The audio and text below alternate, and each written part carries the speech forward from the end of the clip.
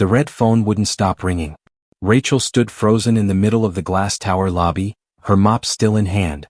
The sound echoed through the empty space like an alarm that nobody could hear. She knew that phone. Everyone who worked at Harrison Tower knew it. It was Mr. Harrison's private line, the one only billionaires and oil kings were allowed to call. And right now there was nobody to answer it. Rachel's heart pounded as she looked around. The receptionist was still at lunch. The assistants were handling an emergency on another floor. Even Mr. Harrison himself was stuck in the conference room, shouting at someone. The ringing continued. Urgent. Demanding. Maya, don't move. Stay right there, Rachel whispered to her 8-year-old daughter, who had been dropped off early because of a water pipe burst at school. Rachel rushed toward the conference room to alert Mr. Harrison about the call. But before she could reach the door, something happened that would change their lives forever. Hello family, welcome back. Please take a moment to subscribe and give this video a thumbs up. It truly means a lot to us. Don't forget to share it with your friends and loved ones and turn on the notification bell so you never miss a new story. So sit back and relax as we dive into the story. Maya, with the innocent curiosity of a child, walked over to the desk. She looked at the red phone, tilted her head and picked it up. Harrison International. How may I help you? Maya said in perfect, professional English. Rachel's blood turned to ice. That line was for the most powerful people in the world. Mr. Harrison would fire her on the spot. No second chances. No explanations. But then something extraordinary happened. Maya's face changed. She listened carefully, nodded, and then began speaking in fluent Arabic, words flowing from her mouth as if she'd been speaking the language her entire life. The conference room door burst open. Mr. Harrison stormed out, fury written all over his face. Who answered the... He stopped. His eyes went wide. There, at his receptionist's desk, sat a small girl in jeans and a unicorn t-shirt, holding his most important phone line. And she was speaking Arabic like a trained diplomat. Rachel wanted to run. She wanted to grab Maya and disappear. But her feet wouldn't move. Mr. Harrison walked closer, his mouth open in shock. Maya switched back to English without missing a beat. Mr. Harrison is currently unavailable, but I'd be happy to take your information. She picked up a notepad and started writing. Then she returned to Arabic, discussing something about approval codes and transfer amounts. Mr. Harrison stared at Rachel, completely speechless. After a few minutes, Maya smiled into the phone. Thank you so much, Mr. Al-Jamil. Mr. Harrison will call you back personally within the hour. Goodbye. She hung up and turned to Rachel with bright, innocent eyes. Mom, that was Mr. Tariq Al-Jamil from Saudi Arabia. He said the deal is on. He'll transfer $866 million once Mr. Harrison calls with the final approval codes. The color drained from Mr. Harrison's face. How could an 8-year-old child possibly know Arabic? And how did she just save an $866 million deal? Would Rachel lose her job, or would this moment change everything? How? Mr. Harrison whispered, staring at Maya. How does she speak Arabic? Rachel's hands trembled. This was the moment she'd been hiding from for 8 years. The moment her secret life would be exposed. Mom taught me, Maya said cheerfully, completely unaware of the tension in the room. I know 7 languages now. 7? Mr. Harrison repeated the word like he couldn't believe it. His eyes moved from Maya to Rachel. For the first time since she'd worked there, the billionaire wasn't seeing a shadow with a mop.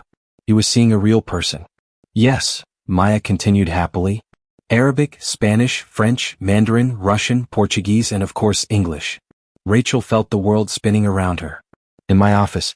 Now, Mr. Harrison said to Rachel. His voice was calm, but it carried an edge that couldn't be ignored. Then he turned to Maya, his tone softening. You stay here, young lady. I'll have someone bring you juice and cake from the cafe downstairs. Rachel followed him into his office on shaking legs. The room was bigger than their entire apartment. Books lined the walls. Expensive art hung everywhere.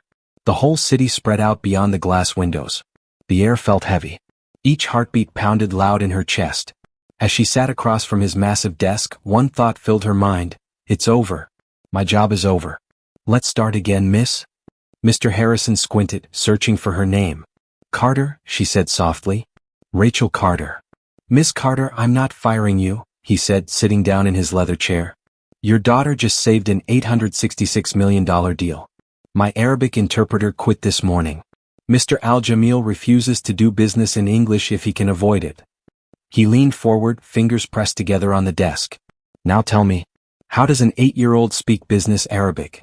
Rachel took a deep breath. There was no point in hiding anymore. I'm a former language specialist, Mr. Harrison, she said.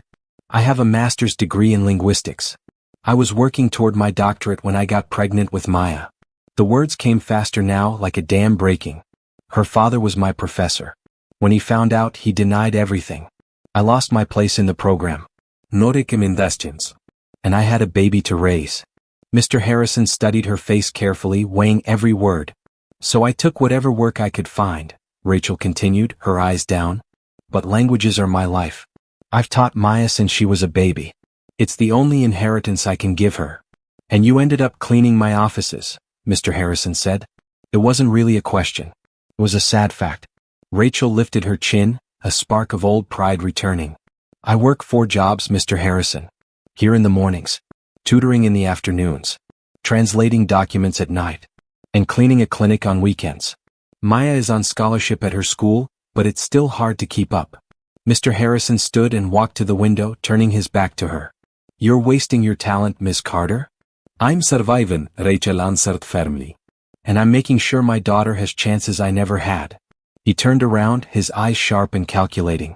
The Arabic interpreter who quit wanted a salary over $200,000 a year. Your pay here as a janitor isn't even a fraction of that. What was Mr. Harrison about to offer, and would it be a blessing or a trap? Mr. Harrison pressed the intercom button on his desk. Janet, cancel my afternoon. Draft an employment contract. And find the admissions office for Riverside International School. Rachel's heart began racing. What are you doing? I'm making you an offer, he said, meeting her eyes. Effective immediately, you're no longer a janitor. You'll head my multilingual communications department. Monthly salary appropriate for leadership. Full benefits. And a flexible schedule so you can be there for Maya. The room seemed to tilt. That isn't possible, Rachel whispered. Your 8-year-old just charmed Tariq Al-Jamil in his own language and saved a nearly $1 billion deal, Mr. Harrison said. To me, very little is impossible. He paused and Rachel felt her stomach tighten. But there's one condition. There always is, Rachel murmured, suddenly wary. Maya needs the right education, Mr. Harrison said. Riverside is the finest international school in the country. They'll cultivate her gifts properly. We can't afford. Harrison International will establish a scholarship for exceptional linguistic talent from low-income families, he interrupted. Maya will be the first recipient. Rachel couldn't speak, couldn't breathe. Was this really happening? The following week felt like a dream. They moved into a modern company-paid apartment in the heart of the city. Harrison International covered everything. The furniture was new. The windows were huge. Maya had her own bedroom. And one morning, Rachel walked Maya into her first day at Riverside International School. The school was a world unto itself. Beautiful lawns behind high walls. Glass buildings that gleamed in the sunlight. It was where America's wealthiest sent their children. Sons and daughters of billionaires, politicians, and ambassadors. Maya stood beside Rachel in a simple dress that suddenly looked faded. The other children wore crisp uniforms with the school crest embroidered on them. They stepped out of black SUVs with drivers and bodyguards. A girl about Maya's age glanced at Maya's shoes, clean but worn sneakers. She snickered and whispered to a friend. Both of them laughed. Rachel saw Maya's shoulders drop. The sparkle in her eyes dimmed. Ignore them, a voice said. Mr. Harrison had arrived like a king visiting his kingdom. He crouched down to Maya's level. People fear what they don't understand. Your brilliance will scare them. Remember that. Then he looked at Rachel. She needs the right supplies to keep pace. Before Rachel could protest, Mr. Harrison put his arm around Maya's shoulder. Come on. After class we're going shopping. Finest uniforms. Best shoes. Everything you need. As Rachel watched him guide her daughter into the school's grand building, something cold ran down her spine. The way his hand settled on Maya's shoulder felt possessive. She was grateful. Deeply grateful. But standing alone in the middle of all this luxury, she couldn't shake a strange feeling. This paradise had very high walls. It felt like stepping into a beautiful cage. A cage made of pure gold. 3 months passed like a wonderful dream. Rachel's life transformed completely. The smell of cleaning products gave way to the scent of fresh coffee in her own office. Director of Multilingual Communications gleamed on the nameplate at her door. She led market studies across Europe and Asia. She translated complex legal documents. She became a bridge between Harrison International and its overseas partners. Every day proved Mr. Harrison right. She had been wasting her talent. But behind every success, a shadow grew. The shadow of Mr. Harrison himself. His kindness began to feel like ownership. His help came with invisible strings. And his interest in Maya deepened from benefactor to something more controlling. Something unsettling. What did Mr. Harrison really want from Maya? And how far would he go to get it? Rachel, can we talk a moment? Mr. Harrison appeared in her doorway one afternoon. Of course, Mr. Harrison. It's about Maya, he said, taking the chair across from her. I've noticed how fast she's learning. Remarkable. She mentioned she started teaching herself Japanese. Rachel nodded, pride mixed with a thread of worry. She loves discovering new languages. Exactly, Mr. Harrison said. I want to support that. So let's formalize it. I'll set up weekly mentorship sessions for the two of us. I'll teach her how language functions in global commerce. She'll study my methods and I'll study hers. A win-win. Rachel saw no harm in it. In fact, it felt like an honor. Someone like Mr. Harrison taking personal interest in her child. She agreed without hesitation. The sessions began every Wednesday afternoon. Mr. Harrison picked up Maya from Riverside and brought her to his office at the top of the tower. At first Maya was thrilled. She came home bubbling about the stock market, giant corporations, and new Japanese words Uncle Richard taught her. But over time Rachel noticed something changing. One night at dinner Maya fell quiet. Something wrong, sweetheart? Rachel asked. Maya looked up from her plate. In our session today, Uncle Richard gave me a test. A test? What kind? He had me read a long document in Mandarin, then asked how fast I understood it. Then he showed me Russian flashcards to see how many words I could memorize in a minute. Maya's face looked troubled. He wrote everything down in a notebook. It felt like an experiment. A coldness slid through Rachel's chest. Did you enjoy it? It was okay. But I like our word of the day game better. Ours is fun. Uncle Richard's feels like work. The next day Rachel spoke to Mr. Harrison, keeping her tone light and grateful. Thank you for all the time you're giving Maya. But I think the tests might be tiring her out. Mr. Harrison smiled, but the smile never reached his eyes. Rachel, I'm just measuring her ability so we know how far she can go. Don't you want to understand the full extent of her potential? We need data to nurture her gift properly. Data. The word stuck in Rachel's mind. Not joy. Not love of learning. Data. Weeks later, Riverside held a Parents' Day. Rachel swelled with pride as she watched Maya recite poetry in 3 languages on stage. After the program, Maya's teacher approached them. Mrs. Carter, your daughter is a genius, she said. But we need to challenge her more. Her current curriculum is too easy. Before Rachel could answer, a voice spoke behind her. I couldn't agree more, Mrs. Davis. Mr. Harrison stood there as if he were the parent, not Rachel. I've been in touch with some associates, he continued. We're exploring advanced options for Maya's education. The teacher and Mr. Harrison shared a look of understanding, a look that did not include Rachel. She felt like a stranger in a conversation about her own child's future. In the car ride home, silence wrapped around Rachel. The apartment that once felt like a palace began to feel like a prison. The wonderful job felt like a way to keep her close. To keep her controlled. Mom, are you okay? Maya asked, sensing the quiet. Rachel smoothed her daughter's hair. I'm fine, sweetheart. Just thinking how lucky I am to be your mom. But in her mind, a different question kept repeating. By accepting Mr. Harrison's help, had she sold something more precious than money could buy, her daughter's freedom? When they reached their apartment, a shopping bag from an expensive bookstore sat on the coffee table. A note was attached for Maya. Books for learning German. Let's add another flag to your collection. Alright. Rachel looked at the books, then at Maya's delighted face as she flipped through them. She saw the pure sparkle of a child's love for knowledge. And beside that sparkle, Rachel saw Mr. Harrison's shadow, silent, watching, waiting. The shadow of a patron becoming an owner. Was Rachel's daughter still hers, or had she already become Mr. Harrison's prize? Rain fell over the city with endless gray skies. For Rachel, the dark weather mirrored the growing doubt inside her heart. A life that once felt like a blessing now felt like a burden. One Tuesday morning, Mr. Harrison summoned her to his office. The mood was more formal than usual. On his wide desk lay a glossy brochure and a tablet playing a video. Rachel, sit, Mr. Harrison said, strange excitement in his voice. I have good news. A rare opportunity for Maya. Rachel folded her hands in her lap, that familiar nervous flutter rising. I've had my eye on a particular institution, he continued, pressing play. The tablet showed a stunning campus at the base of snow-covered mountains. Students from everywhere studied in sleek classrooms using advanced technology. The air of excellence and privilege seemed to breathe from the screen.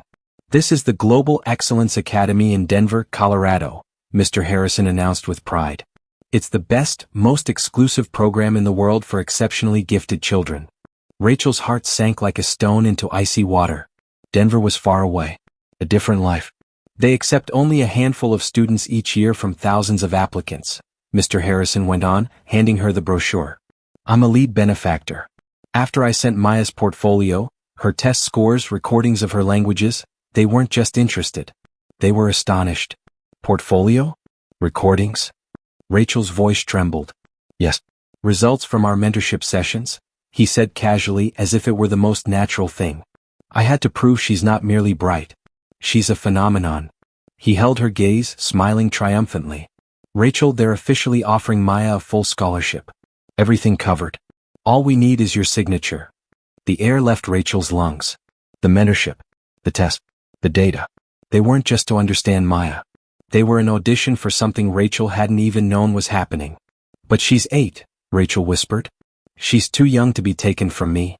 The program is for ages 8 to 14, Mr. Harrison explained gently. Think of her future. In Denver, her classmates will be like her. She won't be the odd one out. 10 years there and she could lead any company in the world. Or be a diplomat. Change the world. 10 years, Rachel breathed. 10 Christmases. 10 birthdays. 10 years of growing up she wouldn't see. They have accommodations for families, Mr. Harrison added. You can visit on holidays. The company will cover all costs. Visit. The word pierced like a blade. Not be with. Visit, as if she'd become a guest in her own child's life.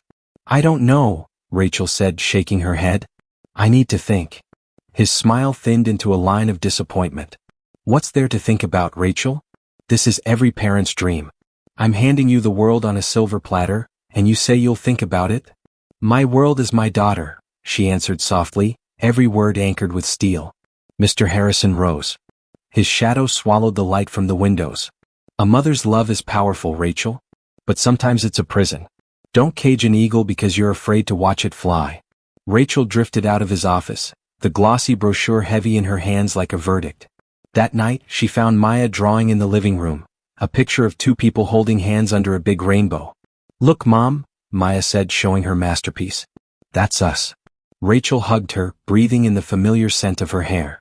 In that moment, everything became clear. The offer from Denver wasn't an opportunity. It was a threat. The greatest threat their small world had faced.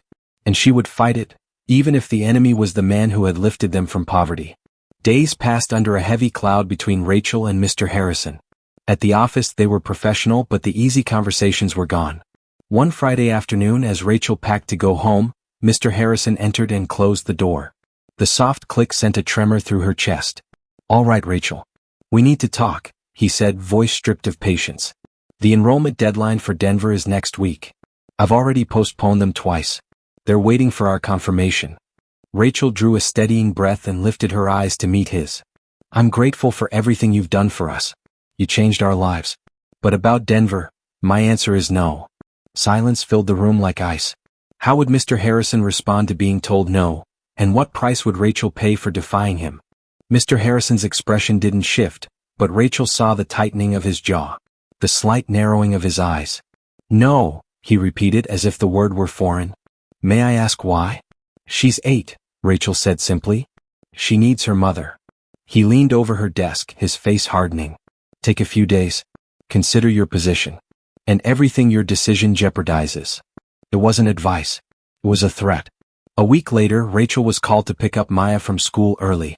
There had been an incident during show and tell. Maya had brought the digital picture frame Mr. Harrison had gifted her. When she turned it on for the class, it began playing recordings, including a private conversation from their apartment. The school's IT department examined it. The frame wasn't just a recorder.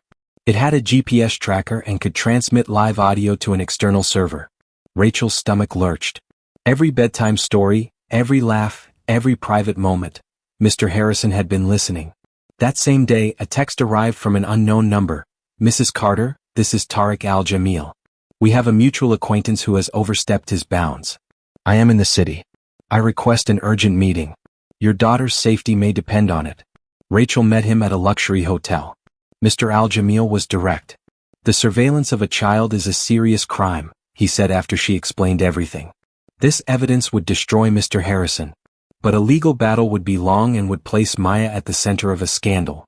He paused. I offer an alternative. My foundation in Boston needs someone with your abilities. Competitive salary. Housing included. And a guaranteed spot for Maya at an excellent international school. Rachel's eyes widened. Boston? There, Mr. Harrison cannot reach you, he assured her. I will use this evidence as insurance.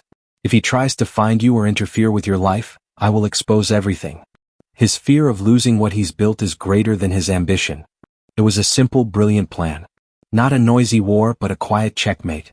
You have 24 hours, he said. A private jet departs tomorrow night. No commercial records. No paper trail. You'll have temporary new identities until you're safely established. That night, Rachel packed only what mattered. Maya's favorite books, drawings, a single photo. The next evening an unmarked van picked them up. Her best friend Isabella was there, tearful but supportive. Be careful, Isabella whispered, embracing Rachel. At the private airfield, a small jet waited. Rachel carried sleeping Maya up the stairs. As the plane lifted into the night sky, Rachel watched the city lights fade below. The tower where everything had begun was just a tiny pinprick in the darkness. They weren't running from something. They were flying toward something better. 5 years passed in Boston. Rachel thrived at the Al-Jamil Heritage Foundation, working to preserve endangered languages. Maya, now 13, spoke 10 languages and was kind, balanced, and happy. Then an email arrived from Sophia Harrison, the billionaire's daughter. In his final months before dying of cancer, Mr. Harrison had changed. He'd created the Carter Method, a revolutionary approach to teaching languages based on his observations of Maya, but with one critical difference: children must remain with their families. He'd left a large donation to establish a foundation for gifted children, designed to support whole families, not separate them. I would like you to lead this foundation, Sophia wrote. This is his final legacy, an attempt to correct a profound mistake. That night Rachel showed everything to Maya. He understood in the end, Maya said softly. Yes, Rachel replied. He did. Then you should do it, Mom. For kids like me and moms like you so they won't have to run. Rachel smiled, looking at her daughter, her inspiration, her strength, her truest treasure. Their escape hadn't been the end. It was the beginning of something larger. Mr. Harrison's true legacy wasn't his wealth or his tower.